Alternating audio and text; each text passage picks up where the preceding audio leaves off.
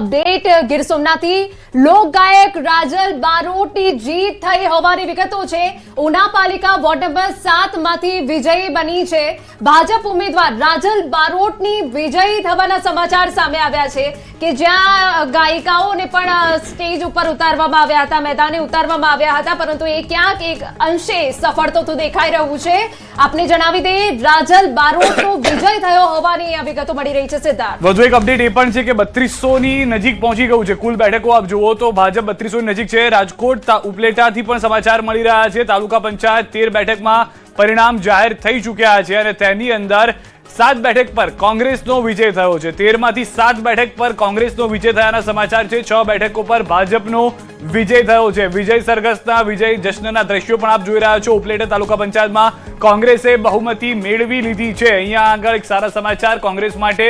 રાજકોટ સૌરાષ્ટ્રની જે વાત કરતા હતા કે જ્યાં આગળ કોંગ્રેસનું પ્રદર્શન સુધરશે તેવી આશા હતી, તો ઉપલેટાથી થોડા સારા સમાચાર કોંગ્રેસ માટે મળી રહ્યા છે। બીજી તરફ મહીસાગર જિલ્લા પંચાયતની 28 માંથી 12 બેઠક ભાજપના ફાળે ગઈ છે।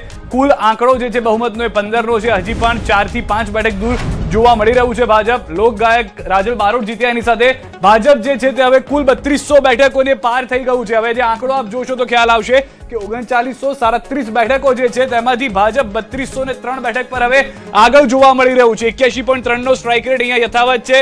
કોંગ્રેસ પણ 555 બોમ્બ ફોડથી અહીંયા નજરે છે કે 550 બેઠક સાથે જોવા મળી રહી છે અને અન્યના ફાળે 184 બેઠક ગઈ છે। અન્યમાં 184 બેઠકોમાં મોટો ફાળો હિના આપ જુઓ તો આમ આદમી પાર્ટીનો પણ અહીંયા જોવા મળશે। એસપી અને એઆઈએમએમ પણ અહીંયા આગળ જીત નોંધાવી હોવાનો આંકડો જોવા મળી રહ્યો છે। બિલકુલ, અને જો સાથે તાલુકા પંચાયતની વાત કરી લઈએ કે જ્યાં 2015માં તાલુકા પંચાયતમાં ક્યાંક ભાજપ પાછળ પડી ગઈ હતી, પરંતુ આ વખતનો જે આંકડો છે એ ખૂબ સારો છે।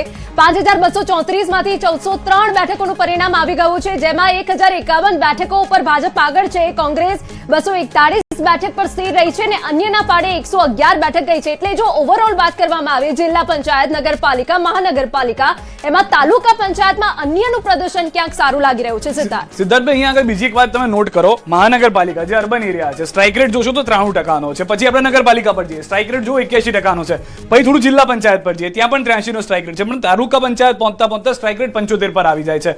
હજી આપણે જો રૂરલ વાળી ચર્ચા કરીએ છીએ ભાજપને લઈને, એ અહીંયા પણ અસર કરતી અત્યારના જોવા મળી રહી છે। હજી પ્રાથમિક તારણો છે કદાચ ના, અને કોંગ્રેસના થળિયા છે ને એ મજબૂત છે, એની ડાળીઓ કદાચ વિખાઈ ગઈ છે, પરંતુ એના રૂટ્સ તો હજી છે। જો એને મજબૂત નેતાગીરી મળે સ્થાનિક સ્તરે તો પરિસ્થિતિઓ બદલાઈ પણ શકે, પરંતુ અહીંયા શીર્ષસ્થ નેતૃત્વની ઉણપના કારણે પ્રવાહ આ બાજુ વળે છે અને બીજી બાજુ શહેરીજનોનો મત તો હંમેશા ભાજપ તરફી જ રહ્યો છે, કારણ કે જે શહેરોમાં વિકાસ થયો છે, તમને ચકાચોંધ જોવા મળે છે, લાઇટીની ઝગમગાટ જોવા મળે છે, તો એટલે સ્વાભાવિકપણે ગામડાઓ ખાલી થઈ રહ્યા છે અને શહેરો ઉભરાઈ રહ્યા છે, તો લોકોને આ ભાજપનો શહેરનો વિકાસ આકર્ષી રહ્યો છે। હવે યક્ષ પ્રશ્ન એ આવે છે કે ખેડૂતોનું હાથ પકડનાર કોણ?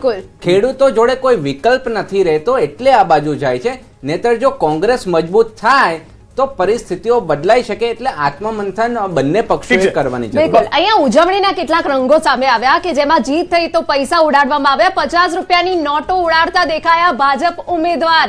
આ વિગતો સામે આવી છે અને રૂપિયા